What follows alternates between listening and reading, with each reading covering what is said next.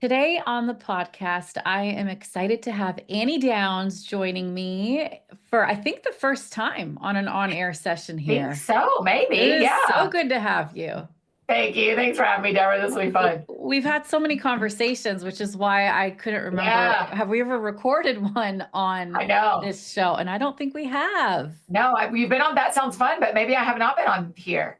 Yeah. Yeah, I'm excited to have you. And we've had Thank like you. real life talks. I remember chatting in your Yeah. car one day on the way to the airport and just, Yes. real life conversations. But I'm looking forward to just unpacking some things with you today on the show. But Sure. before we do that, for those listening that might not be familiar with who you are Yeah. and what you do, just tell us a little bit about yourself. Yes. So I live in Nashville and part-time in New York City. I am an author. I have been writing books since 2011 or 12. My first book came out in 2012. I travel and speak at conferences, events, and churches. And I also have a podcast called That Sounds Fun. I have a couple of podcasts we make out of my company, AFD Inc. We make That Sounds Fun. We make Let's Read the Gospels, where we read Matthew, Mark, Luke, and John every month. And we make the Mini BFF podcast. It is a podcast for kids. And so that's one of the companies I own, AFD Inc. And there's a team over here that helps me run all of that. Inside of that, we also have a community for singles called the Single Purpose League. And we have a podcast for them as well, but amongst other relational things that we offer for Single Purpose League. And then I also co-own a podcast network, as you all know, Deborah, called That Sounds Fun Network, where we provide community and education and advertising for about 30 different podcasts. And it's a joy to work with the humans I get to work with on both sides in both of those companies. Yeah, it has been fun to work with you and your team and just, to see all the different things that you're doing for singles and just the community at large. But if I Yeah. knew nothing about you and I just heard the title of your podcast, That Sounds Yeah. Fun, I would say that's a really telling title, right? Yes. Fun seems to be something that's really important to you. Yeah, I mean, a little bit. It's natural. My personality likes fun.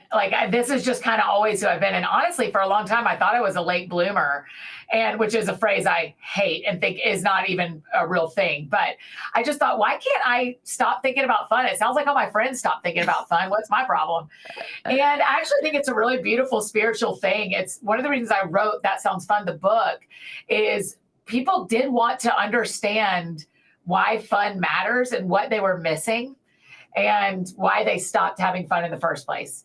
And that's really what that book walks people through. But for me, it is just a really important spiritual practice to still choose to have fun in the midst of everything else. Yeah, I see that in your personality, and I think that's such a great quality. Would you equate fun and joy to be on a similar plane, or are they different for you? A lot of times I consider joy is the car that we're always riding in, but fun is often the way we turn over the ignition. Yeah. And so joy isn't a thing that is based on our feelings, right? Like joy is a fruit of the spirit. Joy is a gift. Joy is a weapon we can wield. I mean, joy is a fruit of the spirit and fun is not. But fun is a great starter for you to actually feel the joy you already have. And Yeah. so often what I encourage people to do is if you're having a hard time accessing the joy you've been given in Christ, is start doing some fun things and then see if your emotions can catch up and you can start actually experiencing that joy. I love that. Okay, so here's a direct question. Okay. Has your tendency towards fun and wanting to feel good ever gotten in the way of your ability to feel hard things or to Oh, grieve or to, like you seem like somebody who's just wired to look on the bright side. So I'm just yes. curious if the flip side of that has ever been struggling with the hard stuff. Yeah, I mean I relate most to Enneagram 7 personality type, and that is our growth place. The place, especially I'm in my 40s now. In my 20s, I didn't have an understanding of why I didn't like negative feelings and how much I was trying to avoid them. I didn't really even understand what I was doing very often when I was trying to avoid negative feelings. But that was the kind of the joy of my 30s, and having some really hard seasons in my 30s that walked me to therapy, that got me into counseling, that helped my therapist. And I really start like, how do I hold joy and suffering at the same time? And what does it look like not to run from pain, and not to run from fear, and not to run from negative feelings, and not to be afraid and Yeah. of my feelings? And so, yeah, that is, I mean, that is the center of my emotional growth for my 30s, Yeah. Would you say that any of that started for you as a kid? running from my feelings. Mhm. Yeah, I think it must have. I mean, I think it had to have been in me already. I think I always had more in my body than I knew what to do with. I always had more Mm. feelings, I always had more thoughts. I've always had more than I know what to do with. And it's kind of been a journey of my life, has been to, um, what's the phrase? Kind of the journey of my life has been, how do you use that faucet well of letting Yeah. out what is in you in a Yeah. healthy way? And so, yeah, for sure. I mean, that has always been true of me, is that I felt like there was more inside of me than I knew what to do with. Yeah.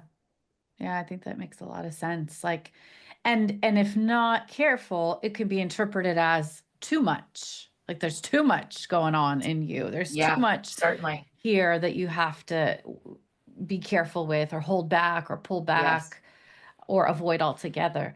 that's Okay, right. so now that we're not avoiding today, we're going to really kind of dive into just hard stuff. And Yeah, the question I would pose to you is, tell me about a time in your life that was hard, that was difficult, yeah, a time when there was a lot of overwhelming, difficult, negative feelings, a time where it was difficult to have fun.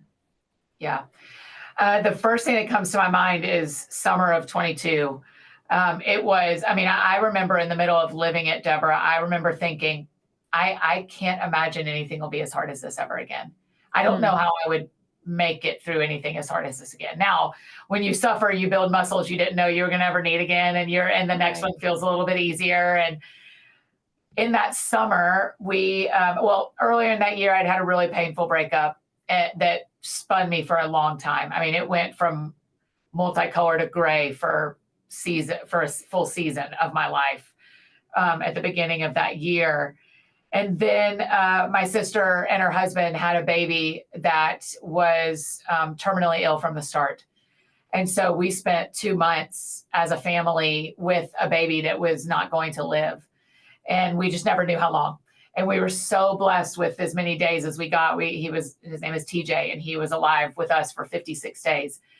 And but that was a lot to manage there in Atlanta. I'm here. I was only in Nashville at the time, and so that was a lot to manage. We had a lot of painful things going on in our church at the same time, and I'm one of the teaching pastors at Crosspoint Church in Nashville, and so there was a lot of I was experiencing pain. I was also walking with other people as they were experiencing pain, and then I also tore my meniscus in my left knee, and suddenly was on this path to having surgery. I mean, all that, my nephew and my knee, and some of that profound pain at church happened in the same week. And Hmm. so I just was like, I remember laying in bed when my knee ripped, the day that my knee ripped, and I said to Jesus, I can't do the life you've handed me on two legs. I don't know how I would ever be able to do what has happened in these last few months on one. Hmm. And I thought, and I said, so you've got all night to heal this. And then it needs to be different. I have to wake up and this be healed, because actually can't handle everything you've handed me. And it was not healed in the morning. And went to the doctor, and I got an MRI and had ripped my meniscus and was on the path to a surgery weeks later. And it took. We also had a really painful experience on the internet where a lot of people got mad at me and about this same window, and and it was all too much, Deborah. It was all too much. And so I mean, it probably took middle of 23. It probably took me a full 6 to 8 months of weekly therapy, meeting with my mentor, my own spiritual practices, my friendships, to feel like I was coming out of that season of death. Yeah. What's your default feeling when you go through grief and suffering? Is it anger? Is it depression? Is it numbing? Like, what is your typical Well, Enneagram feeling? sevens don't know feelings very well. So that usually isn't a thing I'm easily able to identify. The feelings chart is whenever my counselor slides me the feelings chart, I'm always like, I don't know. Ask me what I think. Don't ask me what I feel. It isn't anger. Anger takes a long time to build up in me. So it isn't anger. It is probably, I do get pretty numb Mhm. and just like power through because I have a lot of responsibilities. Like, it wasn't my son that was dying, it was my nephew. And so we also had some family decisions about how public we were with the story. And so I launched a book in the middle of him dying and had to. And my family, we had all decided we weren't going to be public about that part of my life. And so I was showing up every day on Instagram and on podcasts being my full self, but not being able to talk about what was going on and launching a book. And so you have to be able to numb portions of your pain in seasons like that. When there is a requirement on your life to do the ministry and the work God has called you to, and there is a request from your family and from myself, I was making that decision too. I wasn't just on the receiving end. It was a group decision that was going to be private for the time being. And so numbing is the thing that helps me the most. Yeah. So for you, how did you feel what you needed to feel in order to heal?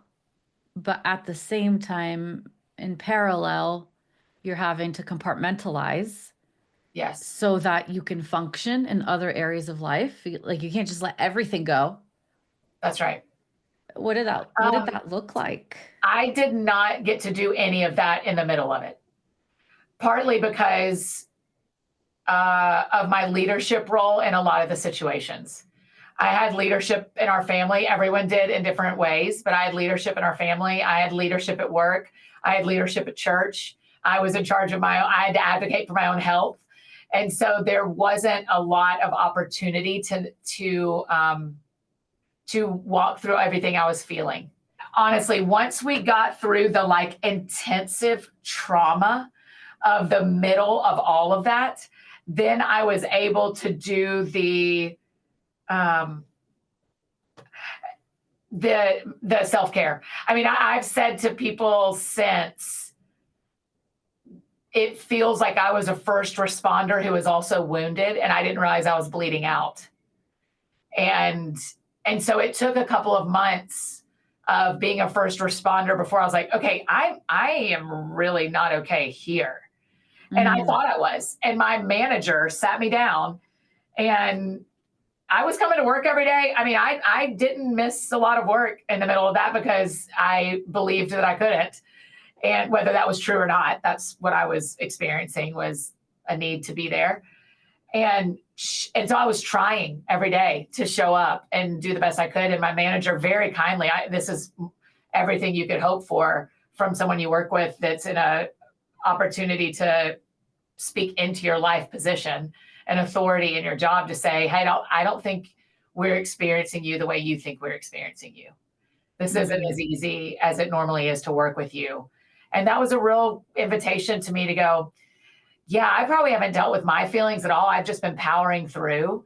So now's the time for me to really sit with my counselor, to sit and really process some of those feelings. Yeah. So breakup, then nephew, Then nephew, then then me and church, church stuff. and then me. Mm-hmm. So how far in between the breakup and the grief of what was going on with your nephew was how much time Months, was in couple of between that? months, just a few months. So, but she was already pregnant. We already knew, like, that's the tragedy of sick babies, especially babies that are diagnosed early, is her entire pregnancy was hoping for a miracle and also grieving that pieces of what we knew was coming if God didn't change the story. And so, but between TJ's birth and the breakup at TJ's birth was a couple of months. How did you process your relationship with God after so many disappointments? You Right. know, like I'm thinking of that. I'm just asking for a miracle in this and in this and in this. And I need, like, even when you're talking about an unfulfilled desire Mhm. with your nephew, and then an unfulfilled desire with your knee. And then, if we're honest, an unfulfilled desire relationally, Totally. right? Like Totally. you're single and you're navigating all Yeah. these things after a breakup that you had maybe anticipated the future might look different. And here I am Totally. single, and now I'm dealing with all of these heavy things. Like, how do you even talk to God about that? Yeah. I am 44 and not married yet. So I'm pretty professional at unmet desires and them coexisting with believing that God is good and kind. And so part of it is that has been a practice I've had for 2 decades as an adult. And so that is hard in spurts. That is not hard like it was when I was 24, 25. Yeah. Um, yeah, I mean, the process after that, there's just a new reality around when death happens like that over and over. You just have this new reality of like, I don't have as much control as I thought. God doesn't work like I thought he would work. We do not think the same. So where do I see him doing things? And this is my honest answer, Deborah. This is all I knew to do. Where do I see him doing things that make sense? And I will just lean there because all the places that don't make sense, I don't know what to do with. So Yeah. what does make sense? My Yeah. friendships make sense. My work makes sense. My serving God through my church makes sense. I will lean into the places that make sense to me today while I process and feel sad over what doesn't make sense. Yeah. So you really fixate and focus on what's good, what's right, Yeah. what's aligned, Yes. rather than everything that isn't, That's right. to help kind of keep you afloat. And I love that. And I think that's really important with the balance of also being able to look at what isn't. And like you talked about earlier, what does it look like to actually grieve this, to be Yeah. sad about it, to acknowledge that there's a void so that I can make sure to fill that void with something healthy, with something That's good. right. Sometimes when we don't That's right. acknowledge the void in general, like I think of a lot of people who they'd rather not believe there's a void. So they cover it up, Mm. but then they end up falling into that hole because it's Yeah. covered. Yeah. Versus I'm acknowledging that there is a hole. And Yeah. so to in response to that, I'm going to fill it with Yeah. all of these things that are good and right and healthy. Yes. And I think about how, for you, you said that these feelings don't come easy for you. Like it's That's almost right. like maybe they're kind of on a little bit on mute for you. Well, I think I feel them. I just don't, I do experience them. I just don't have language for them very often. I Mm, don't, I know what sadness is. I know when I feel sad. I just am it's far easier for me to talk about it when I say things like, I think this went really poorly. And because I know what I think, that leads me to what I feel. So I don't necessarily mute my emotions. I probably did more in my 20s. I don't mute my emotions. I just don't, when I go to talk about them, that's not how I lead with them yeah. because I joke all the time. Like when people are like, well, what do you feel? I'm like, I don't feel anything, but I can tell you what I think. I just said feelings just aren't a language that's very natural for me. Yeah. So how do you know that you're not doing well in that area of your life, like emotionally, Yeah. or like how do you know you're struggling? Was it because somebody said to you, Annie, something's off? Like, how do you personally know? Like, what are your signs and symptoms that you're on the lookout for Yeah. of, I'm not doing well? Yeah. How I treat my fingernails is one of my first cues. Is if I pick at my nails, if I've bitten my nails, that's one of the things. If I look down and they're in bad shape, Huh. then that's a one of the first signs for me is that I am more anxious than I realize. Again, I don't know that I would have the language for anxiety as much as I'd have the tangible proof of it. um, how I eat, how I sleep, and how much TV I watch. I'm a binger in general. And so if I like something, I want all of it. If I'm enjoying spending time with someone, I want to see them every day. If I am liking a restaurant, I want to eat there twice a week. I mean, like, I want all. I want to live in every city. I want to live in Nashville all the time. I want to live in New York all the time. It's not possible. And so when that can get unhealthy is when that is how much, if I'm sleeping all the time or not sleeping at all because I'm doing other things like on my phone or watching movies or whatever. If I'm watching a ton of TV, if I'm eating in an unhealthy way when I'm not hungry, those are three pretty big, like, hey, you should pay attention that you're covering something or you're feeling something you don't know, you don't have language for. But often, because I'm in a counseling relationship, I see my counselor once a month right now, and because I have a mentor that I also see once a month, and so every other week I'm talking to someone smarter than me about my emotional life. That also helps me if they click into things of like, hey, is that, and I kind of lean toward anxious attachments, which goes hand in hand with binging because anxious attachment says I need to hold everything and have everything. And so anytime I feel that of like something Hmm. is slipping through my fingers, that is a really good cue to me to go, okay, is anything actually slipping through your fingers? Are you actually losing anything? And 9 times out of 10, I am not. Yeah. Yeah, and it sounds like for you, an increase in numbing devices is a Yes, sign that there's something that you're numbing, whether or not you've been able to put words to it. that's But that's your exactly right. signal is like, okay, That's wait, exactly I'm right. doing these things more often than I want to be, more often than is good for me. So let me pull back and say, like, Yeah. why? What's going It's on? one of the reasons that I have about 6 people that have my location all the time is if I'm seeing myself go back to Taco Bell over and over again, or Dairy Queen, or whatever my poison of choice is that day. Not those places are not poison. How I'm using the Right. food is the problem. I'm not a believer in bad food. There's just I can use food badly, and I will say to myself, "Are you fine that all those people see where you're going?" And I go, "Oh, why am I going back? Am I hungry? If I'm hungry, who cares if they know where I am? If it's 10 p.m., then we need to have a conversation with your." Yeah. And honestly, one of the tools my counselor has given me is like, I don't care what you're doing, I want to know why you're doing it. And so often I will sit and go, why are you going to Taco Bell, or why are you still watching shows even though your eyes are like barely open?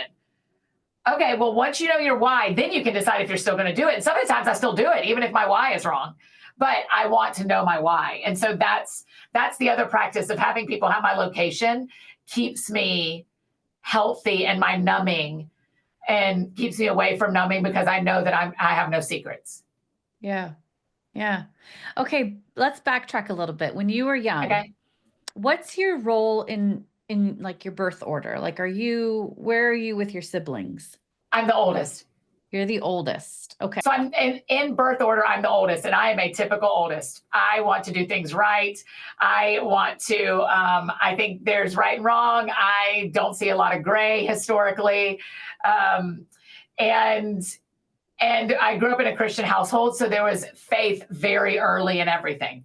And so for a lot of my life, a lot of the work I've done as an adult is separating what is actually God and what is actually opinion of the community you grew up in and needs of the family you grew up in, and so I think that informs a lot of my adult life is figuring out like, okay, what is actually who I'm meant to be and what was told to me.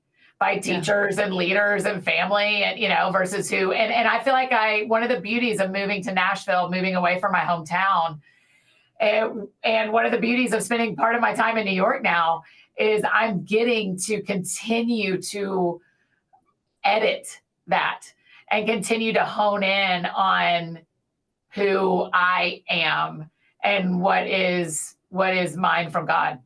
Yeah. It's amazing because some of the roles we have in childhood serve us in one season, but then if they're not tweaked, adjusted, transformed, recalibrated, they end up Yeah, sabotaging us in another season. totally. Totally. So for you, it's just been a season of recalibration. Like Yes. who When I actually went to am. on-site a few years ago, our one of my leader was Jim Kress, and we've talked about this publicly, so I'm happy to tell you that. And he is such a wonderful leader at on-site and as a therapist. But he said the tools you needed as you were growing up are not necessarily the tools you need as an adult.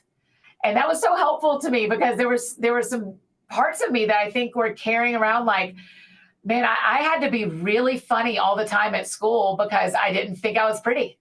And I don't have to carry that tool I love being funny. I love making people laugh, but that I was using the tool incorrectly for Yeah. my teenage years. And so now I get to use the tool correctly or set it down altogether.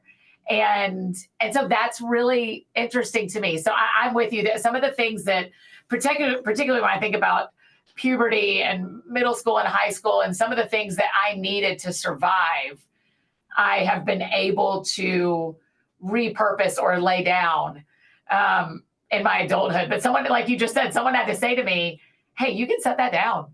That's like Yeah. not a required grown up thing. And I was like, oh, I don't have to like be the funniest person in the room. Great. I'd love it. It's exhausting. I would love that. Yeah. Okay, so back to your hard year. That Yeah. really, really hard year. You said it was easier to kind of survive it and then process it a little bit Yeah. later. And I find that to be Yeah. really typical for a lot of people. It's like so many people struggle to process while they're on the battlefield. It was just like a Yeah. soldier going off to war. Like they're not Yes. processing the trauma while they're on the battlefield. Oftentimes you're just in Yes. survival mode until you get through it. But Right. then if it's not dealt with, it will come back up. And Yes. that is, in the analogy of the soldier, it comes back in the form of post-traumatic stress disorder and all of these Yeah. different things that your body's just crying out, I need you to deal with this. I need you Yes. to alleviate some of this stress. Hmm. So what Hmm. has that looked like for you, 2023 and beyond? I actually just was talking to one of my coworkers about this recently when we were talking about me moving to New York part time at the end of I made the decision at the end of 22. I did it in October of 23. And I think one of the most healing things I've ever done for myself is how much I walk in New York. Mm, I think it has absolutely walked out some of the pain and stress and heartache of that season. I think the amount of movement I have done there for the last year and a half, year and a couple of months has been a big part of the healing. And my brain is better when I walk a lot. My emotions are better when I walk a lot. And so it's just been a real gift. Yeah, it's been a real gift and a real healing thing to let my body and my emotions, like my spirit, soul, and body, work together to heal from that season. yeah. Yeah, you seem to be wired very externally as far as even when you talk about how do I know I'm not doing well, I see it externally. Yes. And so when you're off physically, your strategy is to fight back physically. So Yes. you fight physical with physical, meaning when I'm not doing well in my body, like you even mentioned your nails, that's Yeah. external, physical. Yeah. And so for you, the things that seem to be most helpful are also physical things, Yes. such as Yes. moving your body. I'm assuming how you're eating helps you, Yes. hydration, all of those things that get your body back on track. And once your Yes. body is back to baseline, then you're able to deal with the things that are going on underneath the Well, surface. it's honestly like it gets dealt with. Like it's not that it's like I don't experience it as I cross a line and then I cross a line and then I cross a line. I experience it all happening at the same time. Like I have to walk in New York, I have to walk 4 minutes to my subway stop, ride the subway 22 minutes, and walk 8 minutes to my counselor's office. And so I've got a 30+ minute commute to and from every single time. And the last couple of times, because the weather has been so nice, I walk home. So I walk home for an hour. And so what's happening is all these things that I've just processed are now working their way through my body and out. And so I've just found them to access each other really well. And because I recognize how much, like even today, I've got all these things running through my brain. And I'm like, man, I can't wait to get on the treadmill tonight because I'm in Nashville and it'll be dark before I get home from work. And so I'll have to walk inside. I can't wait to get on the treadmill and think, right? I'm not trying to work out. I'm not trying to I just can't wait to think. And when I walk and think, I mean, if I walk, I was just on a phone call walking laps around our office because my brain does so much better when I'm moving. And so that to me, they happen at the same time. They may not, you're the actual professional here. They may not happen at the same time, but my experience of them is they kind of beget each other over and over again. Well, it is interesting. I mean, not everybody's wired like that, but you are. Yeah. And that's the important thing. Like, but it took me 40 years to realize that. yeah. Right. I mean, it has only been the last summer of no, it was 2020 when we were all stuck at home. I mean, that really opened my eyes to, I can actually be alone because when I walk, I feel different. I can actually be alone but I don't put mileage on it. I don't count my steps. It is not a workout. It is purely a mental health discipline, mental health practice. It is not me trying to have Carrie Underwood legs by the end of the summer or anything like that, right? It is purely how my brain processes best. Yeah, it is interesting. And there are so many scientific and neurological connections between walking and our mental and emotional health, for sure. The serotonin increase, the dopamine increase, but also even the rhythmic motion of walking can be calming and can calm the nervous system. So there's definitely something to be said.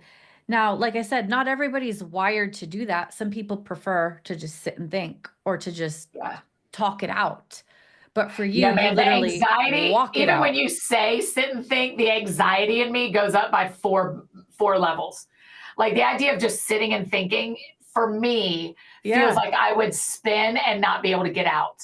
Yeah. Like the anxiety increases when I sit in it. And so if I can move in it, it decreases for me. You need to give it somewhere to go. Yes. And I'm assuming you're a multitasker in life in general. Yes. So I think about that. You're doing multiple things at once.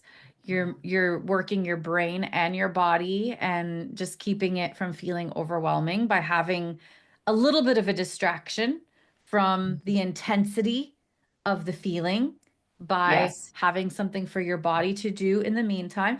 See, I think part of the reasons this works for you and not somebody else is because that thing you talked about earlier, the hose of the feelings feels so overwhelming that you almost need something else to temper it. Otherwise, you might have a hard time feeling it. Like if I'm sitting here hosing you with it, it's like, I can't do this. But if we're tempering it by doing something else, then it's like, okay, I can tolerate this level of it. And therefore it gives me a chance to process what I otherwise wouldn't have been able to process. You know what's funny is as you're saying this, I'm having a memory of I feel like 100 years ago, I saw an article or something that said it was like dating tips. And it was like, if you want to talk to a guy, go on a walk or ride next to him because hard conversations are easier for men if they're facing forward and you're walking along beside them. I mean, that is all like, I'm sure some of that's true. That's probably a bell curve. That was probably 17 magazine in 1997. I cannot know. But as you're talking to me, I'm realizing that like my healthiest dating relationships involve a lot of walking. And Huh. when we're walking and talking, that helps me a lot too. And so I am even what brought it to my mind is I remember when I heard that thinking, oh, that's how guys like to date. Well, that's actually how I like. Yeah, I you're wonder like, if that there's sounds something like wrong me. with me because that sounds great. That sounds like a great way to have a hard conversation. And when I've had hard, I had a relationship end where we walked and Right. cried for the whole breakup. Right. And I think my pain afterwards was lessened because of what we had experienced versus being ghosted, which is awful, or which has happened, or an ending over text, which has happened, or it ending in a sit down at a table, which has happened. The walking Yeah. ones have been more palatable for me. Yeah. So here's how I'm conceptualizing you. You Okay. get flooded easily by emotions. It feels too much. It's almost like the capacity, if you imagine your emotional capacity compared to somebody else's. So somebody else might have a 10-gallon emotional bucket. Yeah. Yeah. And so you can hose that 10-gallon bucket and they feel like, oh, okay, I still got more room for it. When Yeah. your capacity is a little bit less, it can feel overwhelming and what we call flooding. And when you're flooded with emotions, it's like your brain shuts down. You don't know what to do, Yes. how to think, how to respond. So Yes. what you're actually doing, we can conceptualize it this way, is poking holes in the bucket so Yeah. that when the flood of emotions comes, there's an out, there's a Yeah. release. And Yeah. for you, you have to decide when the emotions come, am I going to numb this altogether, which obviously we know is not healthy, or am I going to allow myself to feel it, but I'm going to temper it? Because if Yeah. it's not tempered, it's too much. Yes. So you're in that journey. Healthy Annie Every day. learns to take emotions in a tempered way Yes, that's rather right. than avoid them, block Yes. them out, repress them, numb them, but like, okay, let me feel this, but let me feel it in a way that I'm able to feel it. It's manageable for me. Yes, that's exactly right. Mhm. That's exactly Yeah, right. that's really interesting. Yeah, it's very helpful for you to put language to it because I knew I didn't have that language for it, but you're exactly right. Yeah, and it's not bad. It's just you understand your capacity, so Yeah. you have to honor your capacity. And once you learn your weaknesses, you have to find tools to I can't change my nature. This is my nature. My nature is I do not feel things deeply until they flood me. Right. And I do not enjoy feelings. They just aren't fun to me. And so I cannot change my nature.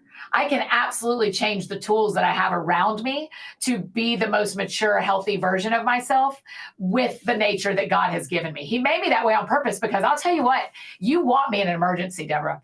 You Yeah. want me in an extended emergency. I Right. am your girl. I can get it done. I can handle all your feelings. I can handle all their feelings. I can stay in someone else's trauma with them for months and go home and be fine and Yeah. be absolutely fine. So and I can run my company in the middle of the most tragic year of my life and have a very successful year. So the way God made me really serves my life, and it is also my greatest weakness that I have to have tools for and have to work on so that I do not just because the other thing that happens with personalities like mine or with me is I just bulldoze over people and bulldoze over events, stories, opportunities, whatever, because I'm trying to get to the other side where there is no more pain. Right. And so I have to have tools that I have now that I didn't have in my 20s. I didn't have any tools in my 20s. I found a lot of tools in my 30s. Now I've got the tool belt and I'm honing the tools that work best for me in this particular season. Yeah, and this is a good season to hone them in. I Yeah. think about you over the next few years, and I think about you in relationships. I think about you in marriage one day. I think about the Yes. amount of flooding that does happen when you're in that level of closeness, as you know from past relationships, how that can feel. Yeah. But this is the season to learn the tools to temper so that you can deal with what you need to deal to rather than avoid it. And I think Mhm. there's a lot of people who are tuning in that are like, I'm like that too. I am like that too. Yeah, I understand that. And I've never been able to put together the idea that I need some sort of a release, a healthy release. Because if we don't find healthy release for this dude. emotional flooding, then we either jump to unhealthy things or numbing or, the list And of it always comes out. things. I mean, when I was a teenager, it would come out sideways in my childhood home with my family and fighting with my sisters. It would come out sideways on the soccer field where I was really aggressive and was, like my coach at a Christian school had to speak to me about how aggressive I was on the soccer field. But Yeah. a lot of that was because it was coming out. My inability to manage my emotions was coming out sideways all over the place. And Yeah. so then in my 20s, I learned how to shut them all down. In my 30s, I learned, no, that's not the answer either. The answer is this middle thing. And of course, I'm saying 20s, 30s generally. I mean, it was waves, here and there.